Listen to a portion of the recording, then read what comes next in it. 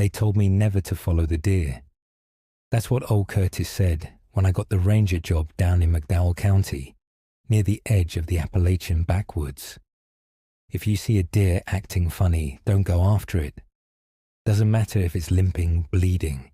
Even if it walks up and stares you down, turn your back and walk the other way. At the time, I thought it was just mountain superstition. You hear all kinds of things out here. The land is old, the story's older. But you can't live by every strange tale, or you'd never leave your porch. I should have listened. It started in early fall. The leaves were just turning, and we'd had a rash of reports from backpackers missing gear, strange sounds at night, even a couple of folks saying they got followed by something in the woods. Not a bear, not a person. Something else, they'd say, looking pale and uncertain. My supervisor, Marla, figured it was a rogue coyote, or maybe a big cat. It's nothing, she told me over her thermos of black coffee. Just city folk spooking themselves. But then one hiker went missing altogether. 32-year-old named Peter Holloway left his truck at the trailhead by Elders Ridge and never came back. After 2 days, we got called in to assist with the search. That's when I saw it the first time. We were about 4 miles in, near a part of the forest locals call the Veins. It's a crisscross of narrow paths and shallow hollows where the trees grow too close and the wind doesn't quite reach. It always felt still, like the air was watching you. I'd split from the group to check a side trail, and that's when I saw the deer. It stood in the middle of a small clearing, pale tan fur, left eye cloudy like it was blind, and it was just staring at me, not grazing, not running, just looking. And then it smiled. I swear on my mother's grave that thing grinned at me. Its lips pulled back, thin and unnatural, revealing far too many teeth for a deer. Small, jagged, almost human-like teeth. I stood frozen, my flashlight catching in its eye. For a second, I thought I was having a panic attack. I reached for my radio, but before I could speak, the deer turned and slowly walked into the trees. That was the first time I broke Curtis's rule. I followed it. Something about it felt wrong in a way I couldn't explain. Not just the teeth, the way it moved. Like it was acting. Like it was waiting for me. The deeper I went, the quieter it got. I lost the sound of my own boots on the ground. The forest swallowed everything: light, noise, sense of direction. I saw the deer once more, far ahead. It was standing next to a tree, twitching oddly, as if glitching in place. Then I blinked, and it was gone. But there was something else in the clearing. A man crouched beside a tree. He was shirtless, covered in blood, breathing heavy. I called out to him, "Hey, are you Peter? Peter Holloway?" But he didn't respond. He looked up, and I nearly dropped my flashlight. His eyes weren't right. White all the way through like polished stone. No iris, no pupil. And then he opened his mouth and let out a high-pitched clicking sound, like teeth tapping together rapidly. I backed away slowly, raised my radio again, tried to call for help. Static. When I looked up again, Peter, if it was him, was gone. Only the deer remained, standing where he'd been. It looked at me with that clouded eye, then lowered its head like it was about to charge. I ran. Somehow made it back to the main trail.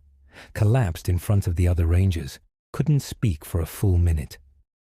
When I told them what I saw, they gave me a look I've come to know well since, a mixture of concern and disbelief.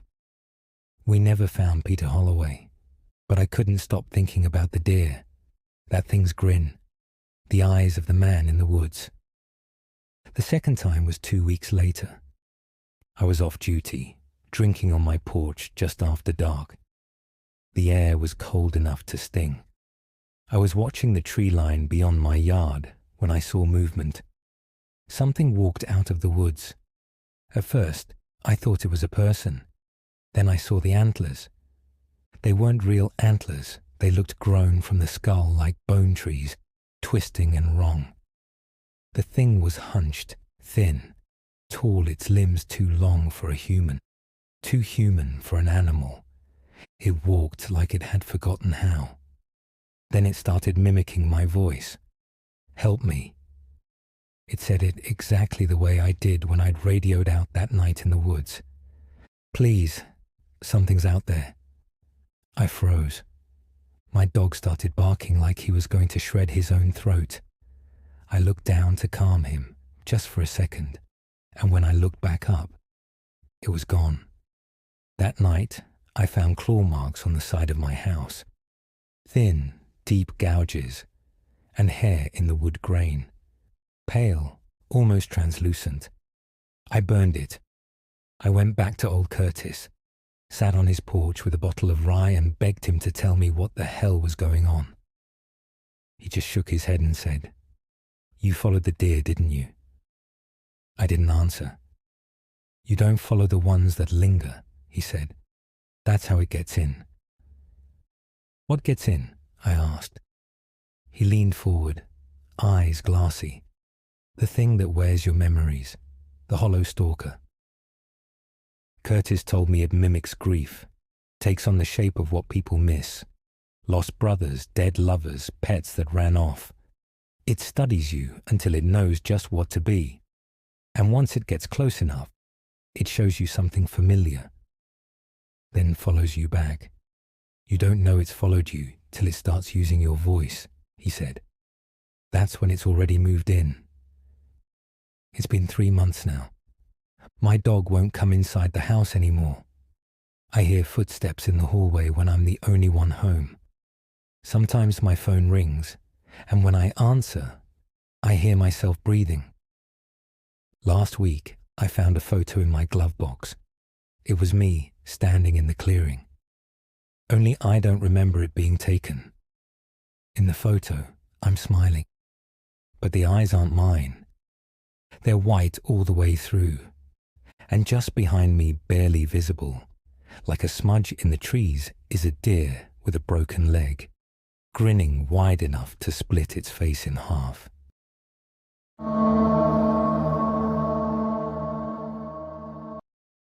I've been a search and rescue volunteer in western North Carolina for going on 6 years now, and I thought I'd seen the worst of what these mountains could throw at you: storms that turn dry trails into rivers, tourists with more gear than sense, even the occasional black bear encounter. But none of that came close to what happened on Devil's Backbone. The trail itself isn't long, just under 5 miles out and back, with a sharp ridge that gives it its name. Steep drop-offs on either side, a view that'd take your breath away on a clear day. Locals avoid it after dusk, though.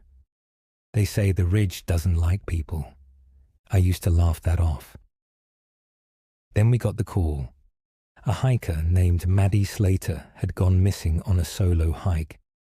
24 years old, experienced, well-equipped. Her phone pinged last, near the far end of the ridge trail. She'd texted her sister that she'd be heading back around 5 p.m. By 9, she hadn't returned. By midnight, the family had called us. We started the search at first light. 5 of us spread out, taking different portions of the ridge. I was assigned the final section, right near the peak. The woods are thick up there, laurel and rhododendron, so dense they form natural tunnels. But even from the start, something felt wrong. There was no wildlife, no birds, no rustling, just the crunch of my boots and my breathing. It felt like walking through a painting still, too still. About a mile in, I found Maddie's water bottle lying next to the trail. The plastic looked warped, like it had been melted slightly. It was cool to the touch, though. No sign of fire or heat. I radioed it in and kept going. Not long after, I started hearing something in the trees. Not footsteps exactly, but movement. Heavy, purposeful. Like something was pacing me just out of sight. Every time I stopped, it stopped. And when I moved, it started again. At first, I thought it might be a bear, but the steps were too smooth, too rhythmic. Then I found her phone. It was stuck upright between two rocks in the center of the trail, screen shattered but still blinking softly. No service, obviously, but the last photo on it was still open.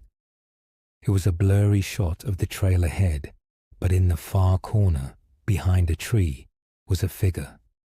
Tall, lean, grey. Its face looked wrong, almost human, but like someone had tried to draw a face and didn't quite understand how they worked. Eyes too wide, no eyebrows, a mouth that curled up instead of down. I felt cold all over. I turned around. The trail behind me was empty, but the quiet had deepened somehow, like the woods were waiting. I didn't want to turn back. Something told me that whatever was behind me would be closer if I did. So I kept walking forward. I found the first boot next, just one, sitting neatly in the middle of the trail. The laces had been tied into a bow. About 10 feet further, the other boot. Then, Maddie's backpack, torn open. Everything inside arranged in a perfect circle around a smooth, flat stone. Her journal was sitting on the stone. I picked it up and flipped through the pages. Most of it was what you'd expect: weather notes, trail markers, thoughts about her hike. But near the end, the handwriting got erratic, slanted. The lines didn't stay on the page. "I keep seeing it behind the trees," she'd written. "Every time I turn around, it's closer. It doesn't make noise, just watches. I think it looks like me now. I heard it say my name." The last page was just 3 words, scrawled over and over, until the ink bled through the paper. "Not alone, not alone, not alone." I radioed again, no response this time. Then I heard it. A voice. My voice. "Matt, over here." Software calm. About 20 feet into the woods. I froze. No one on the team calls me Matt. Only my sister does. "Matt, it's safe now." Still my voice, but warped, too flat. I raised my flashlight and stepped off the trail, against every rule we're trained to follow. The trees thinned slightly, and that's when I saw it. It looked like Maddie. Same clothes, same hair. But it wasn't her. The head was tilted at an impossible angle. The eyes weren't blinking, and the mouth was open far too wide. When it spoke again, the voice came from its chest, not its mouth. "You found me," it said. Then it started walking toward me. I ran.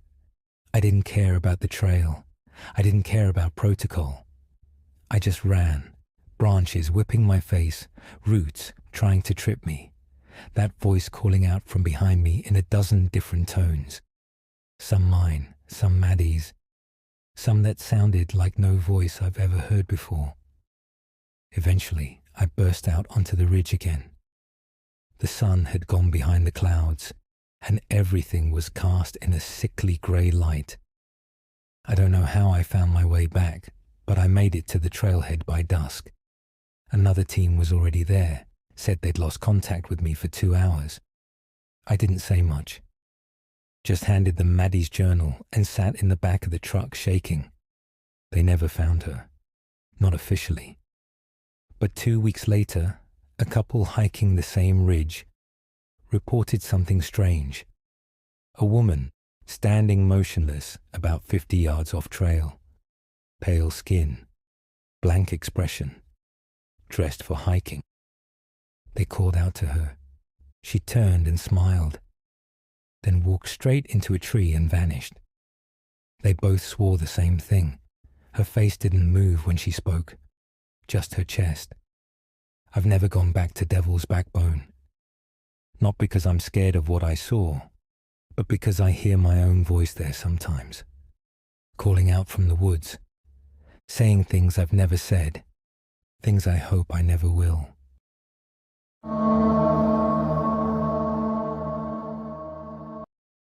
I don't know how else to start this except to say, I think I brought something back with me.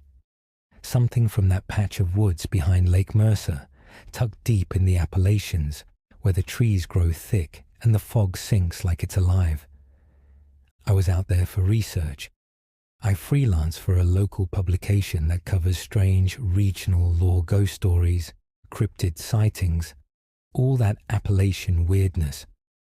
I never expected any of it to be true. The lake was the site of an old flood, one of those dam failures that swallowed an entire town back in the 1930s. Some say it was sabotage.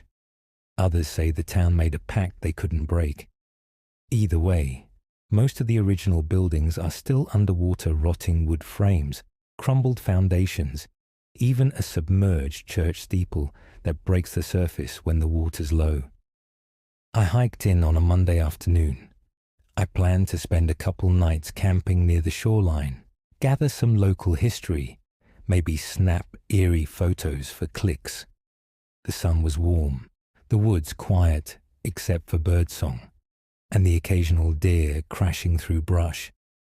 Normal stuff. Nothing felt wrong at first. But around dusk, as I set up camp, I noticed something off. No frogs, no crickets, no birds anymore either. Just this stillness, the kind that presses on your skin. And then the water started to rise. I heard the sloshing first, thought maybe a boat was drifting through, but there was no motor, no lights. The shoreline was creeping inward slowly, almost imperceptibly. I backed up, confused.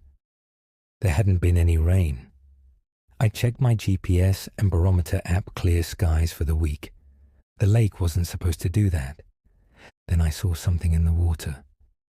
At first I thought it was a tree stump or some half-submerged log, but it moved, just under the surface. Long and thin like a person swimming. Only they never came up for air. Just glided beneath the murk, circling my camp. That night, the dreams came. I saw the town, dry and whole. Buildings intact. People in clothes from another century standing motionless in the streets, watching me, not blinking. All their faces were damp, like they'd just stepped out of the lake. And something towered over them. Something long-limbed and pale, its skin stretched tight over bones. It walked on all fours, but wrong, like its joints bent too far. It wore a face like a mask, blank and wooden, carved with 2 holes for eyes. I woke up choking, not gasping, not coughing, choking, my throat full of water. I sat up and spat it out. Lake water, muddy, with bits of grit and algae. My boots were soaked. The fire was out. I hadn't left the tent all night. I should have packed up and left right then. I really should have. But part of me, some damn stubborn piece, wanted to know what was going on. I thought maybe I'd find a reasonable explanation. Underground springs, sleepwalking, mass hysteria. So I stayed another night. That afternoon I found a path I hadn't seen before. It looked old, overgrown, twisted between thick hemlock trunks. But it was clear enough that someone, at some point, had used it regularly. I followed it down to a dried-out creek bed. That's when I started finding the carvings. Not just names or initials, these were symbols. Sharp-edged, geometric, like runes burned into stone. Some trees had them too, etched deep and dark like the bark had rotted in specific patterns. And near the base of one particularly old tree, I found bones, small, arranged in a spiral. At the center was a wooden face, just like the one from my dream. I didn't touch it. I just backed away, slowly. I didn't want to break the spiral. That night, the lake crept even closer. It wasn't raining, but the water rose by at least a foot. My tent was now just a few yards from the edge, and then I saw it again, the swimmer. Only this time, it came up. At first, it looked like a man, gaunt, pale, waterlogged. But when it stepped onto shore, I saw its legs long, thin like stilts, the knees bent backwards. Its arms hung nearly to its feet, fingers brushing the ground.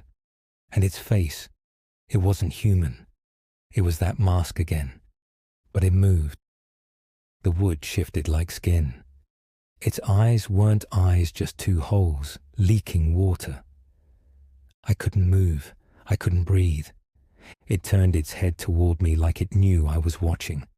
And then, without a sound, it dropped to all fours and sprinted back into the woods. Fast, too fast. I packed everything I could and ran. But I didn't take the same path back. The trail I came in on was gone. I swear to you, I circled the lake twice. Ended up back at that same damn spot every time. My compass spun like it didn't know which way was north. So I stayed up all night with a knife and a headlamp, watching. That thing never came back, but the forest around me never stopped moving. Branches twitching, water shifting, distant splashes with no source. I started hearing voices, not loud, just murmurs, like a conversation just out of earshot. And then, at dawn, I found the footprints. Not boot prints bare feet, but long, wrong, toes too many, spread like claws. I followed them. I don't know why. Maybe I thought they'd lead me out. Instead, they led me to the water, and floating in the shallows was a leather-bound book, soaked, but somehow intact. When I opened it, the pages were filled with the same symbols I'd seen carved in the woods. Only now they were paired with drawings of that creature, over and over again. Sometimes it had antlers, sometimes wings, but always the same blank wooden face. The last page had a phrase, scribbled over and over, "The drowned don't forget." I threw the book into the trees and ran.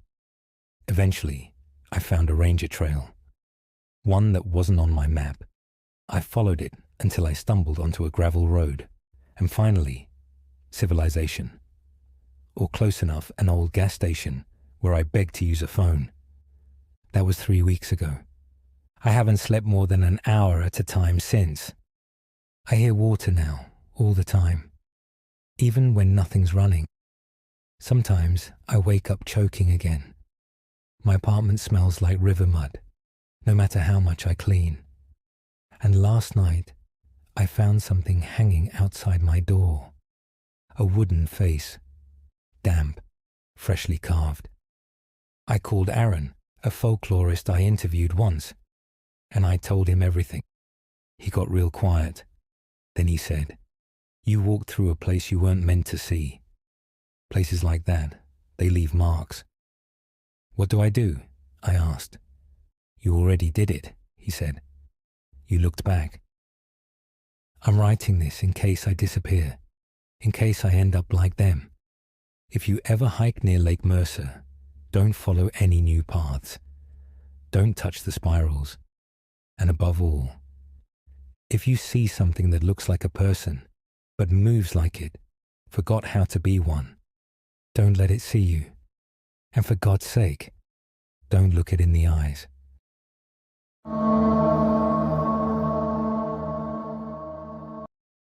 I've lived in eastern Tennessee my whole life, not far from the Smokies. Folks around here know to respect the woods. You don't go out after dark without a reason, and even then, you don't stray far from the trail. I never questioned that advice much growing up. But a few years back, something happened that made me understand why those old rules exist. It was late October, just before Halloween. The leaves had turned, and the air had that heavy, cold stillness that makes your ears ring. I was out near Chilhowee Mountain, doing some solo hiking on a 3-day trip. I'd packed light, just enough food, water, and a little tent to get me through the nights. The first day was fine, beautiful even. The woods were quiet, but not dead. I saw deer, squirrels, even a bobcat near a stream. I made camp on a ridge not far from an old fire tower, one I'd climbed once before with my brother years ago.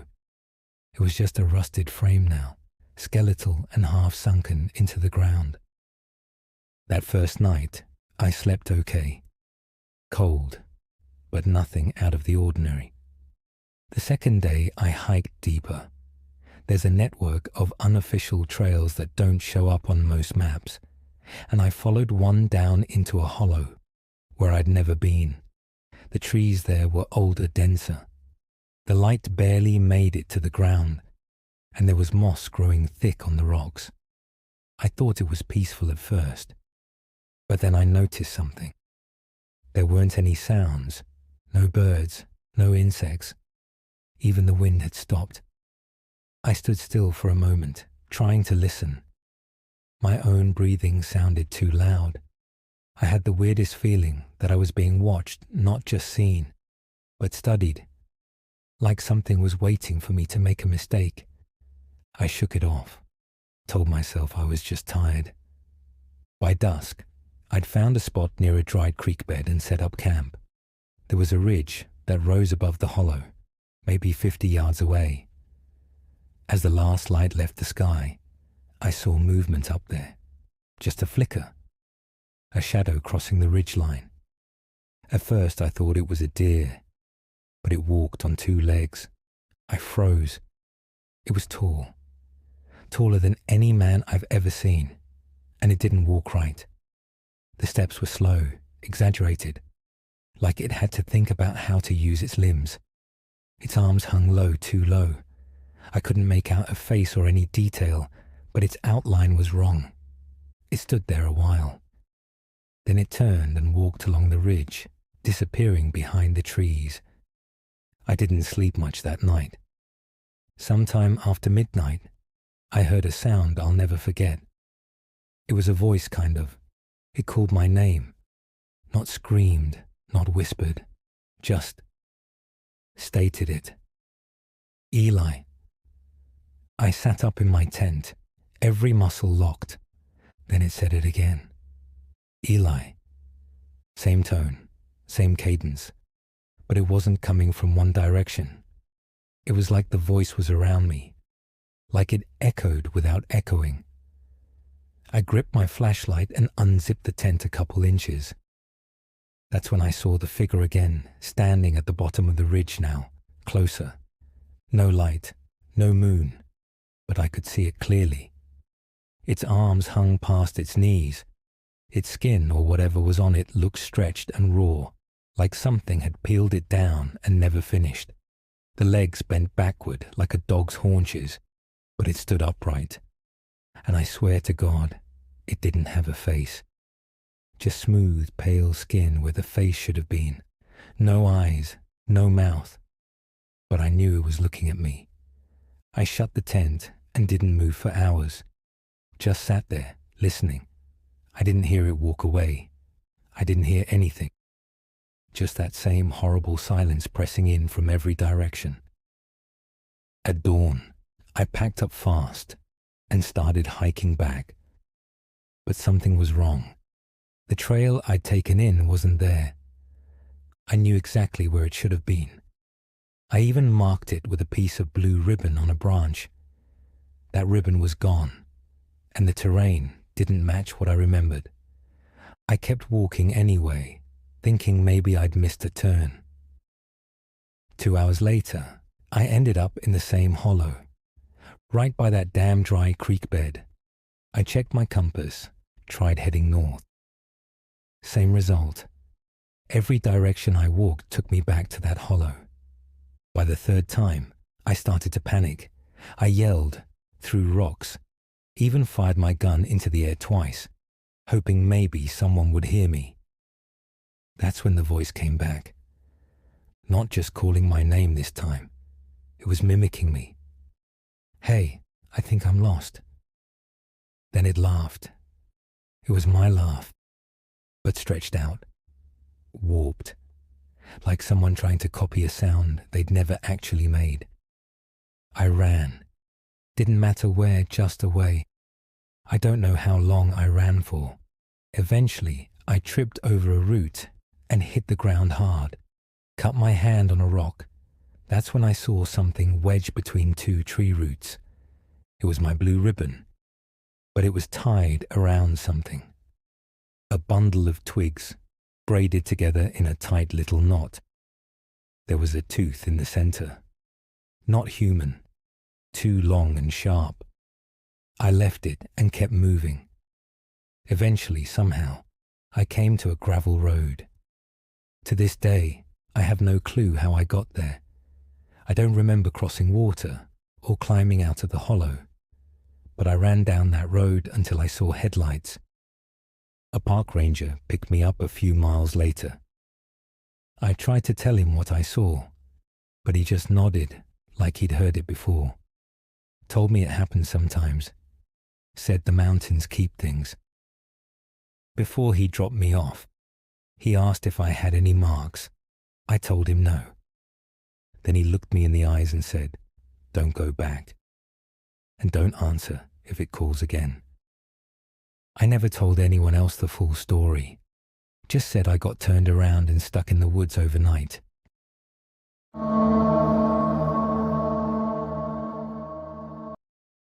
My name's Caleb, and I spent the worst weekend of my life camping along Laurel Run in the Appalachian backcountry of eastern Kentucky.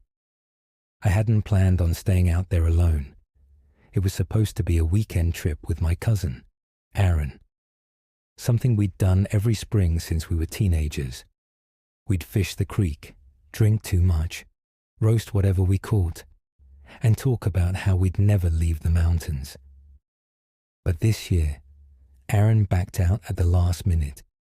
He didn't even give a reason, just said, "I can't go. Don't camp up there this time, Caleb. Please." I thought he was joking at first. Aaron never backed out. Then I heard how flat his voice was, like he was trying not to say more. I should have listened. I went anyway. Took the old trail up from Possum Hollow, past the dry spillway, and over the ridge where we used to sit and drink bourbon out of tin cups. It was late afternoon by the time I got to our usual spot near the bend in Laurel Run, a quiet clearing surrounded by tall spruce and rhododendron. Nothing felt off at first, just the usual spring stillness, damp air, muddy ground, the smell of river stone and moss. I set up camp, hung my hammock between two black birch trees, made a small fire, listened to the creek babble. The whole scene should have been peaceful, but the longer I sat there, the more I realized something was wrong. There were no sounds in the woods, no frogs, no crickets, not even the dull rustle of squirrels in the underbrush. Just the water and the wind, maybe. But the wind didn't move the trees right. They swayed like something heavy was brushing past them. Slow, intentional. Right before dark, I heard whistling, clear, sharp, and human. It came from upstream. 3 notes, soft and lilting, like someone mimicking a bird. I stood up fast, scanning the woods. Thought maybe someone else had come up the trail. But I never saw a lantern. No movement, no footsteps. Just that whistle. 3 notes, then silence. And when I sat back down, I realized something worse. It was the same 3 notes my grandfather used to whistle before he called the dogs in at night. He'd been dead 10 years. I didn't sleep much that night. Every time I started to drift off, I'd hear the whistle again. Sometimes from upstream, sometimes from behind my tent. Always the same 3 notes, long, short, long, like a broken song. Around 2 a.m., I saw a figure on the other side of the creek, just standing there. Didn't move, didn't speak. But its shoulders were too long. Arms hung to its knees. The head looked like it had antlers, except they weren't antlers. They were thin, finger-like branches. I closed my eyes for a second, and it was gone. At dawn, I packed up and started hiking out. The trail looked different. The trees leaned toward the path like they'd grown overnight. Branches brushed my pack like they were reaching for me. And the farther I walked, the more I realized I wasn't following the same trail. The terrain had shifted, and somehow I ended up back at the same exact clearing. My fire pit was still warm. That's when I found the old leather pouch hanging from the tree by a piece of sinew. It hadn't been there the night before. Inside was a single yellowed page, folded 4 times and sealed with pine sap. I cracked it open and read 5 words in faded, scratchy ink. Don't answer the whistle, ever. It was written in Aaron's handwriting. By the second night, the voice started. At first, it mimicked my cousin's voice. Caleb, you still up? I almost called out, but the paper was still in my pocket. Don't answer the whistle. So I stayed quiet. Then the voice got closer. It started naming things only Aaron and I would know. Remember that summer we saw that bobcat near the ridge? You ever tell Uncle Joe what we did to his still? It circled the tent. I could see a shadow pacing through the fabric. But its gait was wrong. One leg dragged like it was broken, and the arms were too long, brushing the canvas on both sides. Then the whistle again. But this time it sounded like it came from inside the tent. When I woke up, the tent flap was open. Laurel Run wasn't running anymore.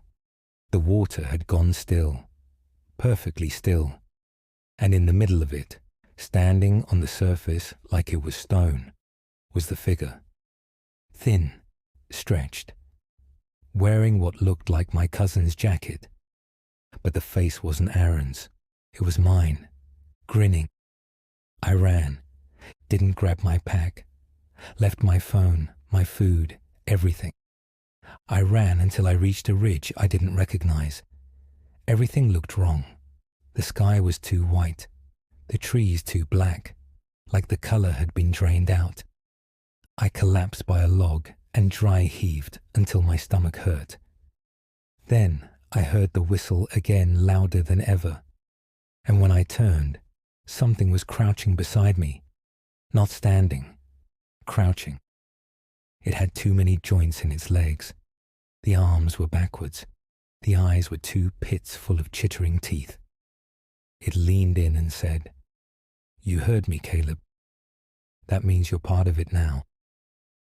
I don't remember getting back to town, but Aaron found me 3 days later on his porch, barefoot, bleeding, and half conscious. He didn't even look surprised. He just said, "You heard it, didn't you?" I nodded. He looked past me, toward the woods, then whispered, "It knows you now." It's been 6 months since Laurel Run, but I still hear the whistle. Sometimes when I'm walking alone, or standing in the shower, or driving with the windows down. 3 notes, long, short, long. And sometimes I find little gifts. A tooth on my pillow, a bird skull in the sink, and once, worst of all, a picture of me and Aaron from 2 years ago, except in the photo. I wasn't smiling, I was watching.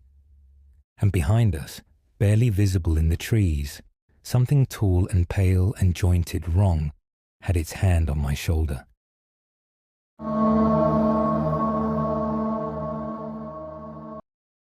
I've always liked being alone in the woods.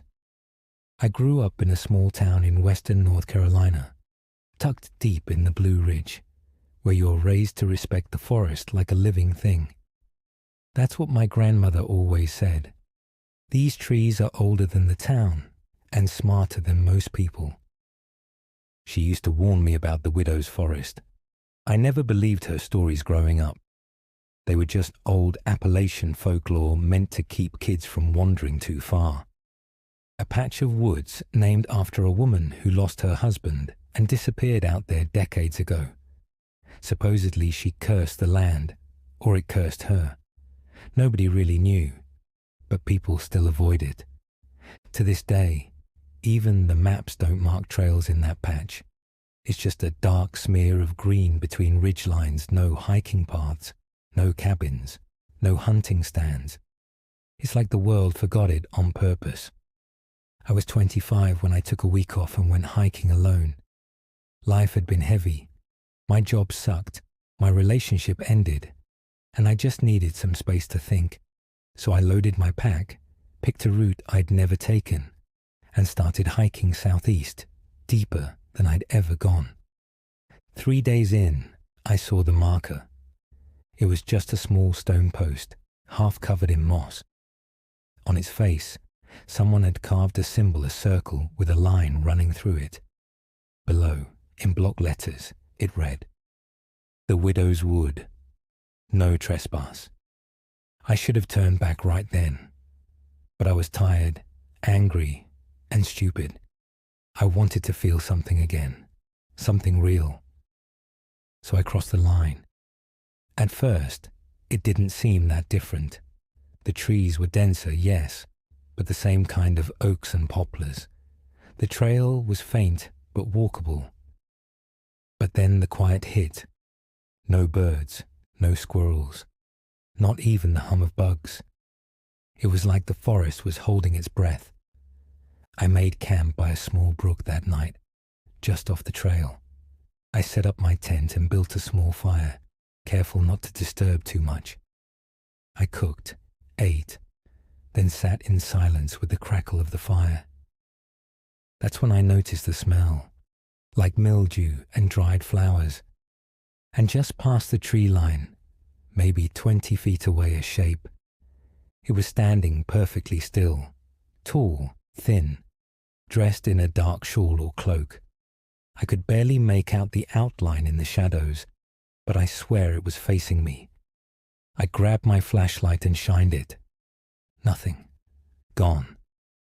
But the scent lingered strong enough to sting my nose.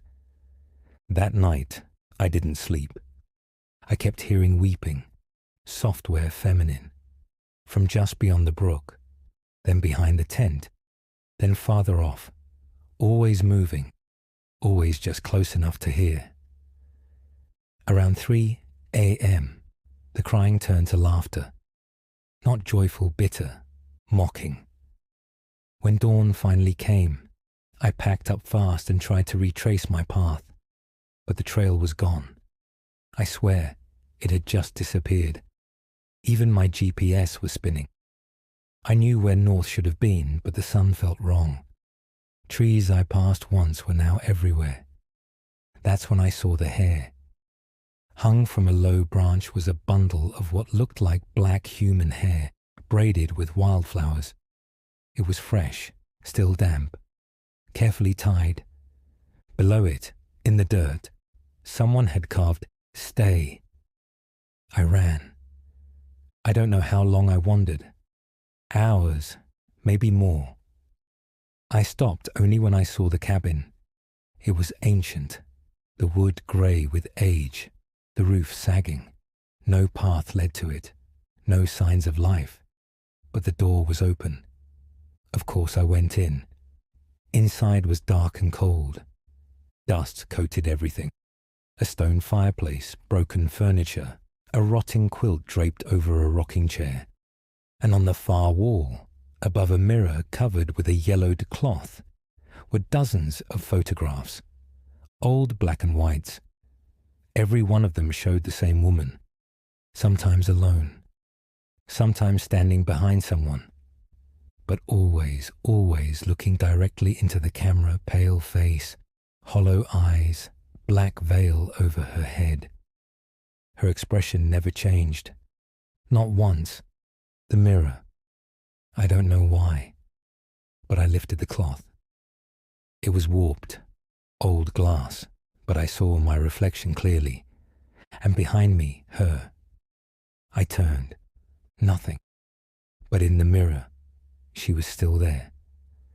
Standing just behind me, head tilted like a curious bird. I didn't scream. I couldn't. The air was thick, like syrup in my lungs. I backed out slowly, keeping my eyes on the mirror until I cleared the doorway. Then I ran until my legs gave out. When I finally collapsed, I was in a new part of the forest. The sun was lower. I had no idea what direction I'd gone. I crawled into a dry hollow beneath a fallen tree and tried to calm myself. That's when I found the journal, wrapped in oilcloth, hidden beneath the tree roots. Its first page was dated 1943.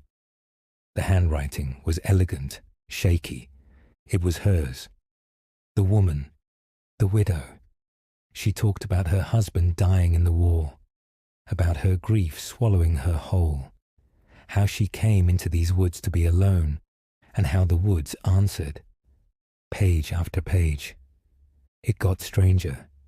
She said the forest spoke to her, that it whispered ways to bring him back. But it wanted something first. She gave it herself, piece by piece. Her voice, her reflection, her soul, and eventually, her face. The last page was a scrawl of repeated words. I see them. I see them. They're in the mirror. I am the mirror. I am the woods. That night I saw the cabin again. Not where I left it. Not the same. It was whole. Restored. Light glowed from the windows. I heard music, waltz music. And through the window, I saw her. Dancing alone, slowly turning in place. Her veil lifted for just a moment. Her face was a shifting mass of others. Eyes, mouths, screams, all layered over her own. She stopped, turned, looked directly at me. The next thing I remember, I was waking up in a ranger's truck. They found me on the edge of the park, dehydrated, babbling about the mirror woman. My backpack was gone. So was the journal. I've never told anyone the full story until now. But sometimes, late at night, I see her in reflective surfaces, just for a second, in a dark window, the back of a spoon, even water. She's patient, and I know now why she wanted me to stay. She's still looking for someone new. Thank you so much for watching till the end. If you enjoyed the story, make sure to subscribe. Darker and better quality horror stories are coming soon. You won't want to miss what's hiding in the next upload.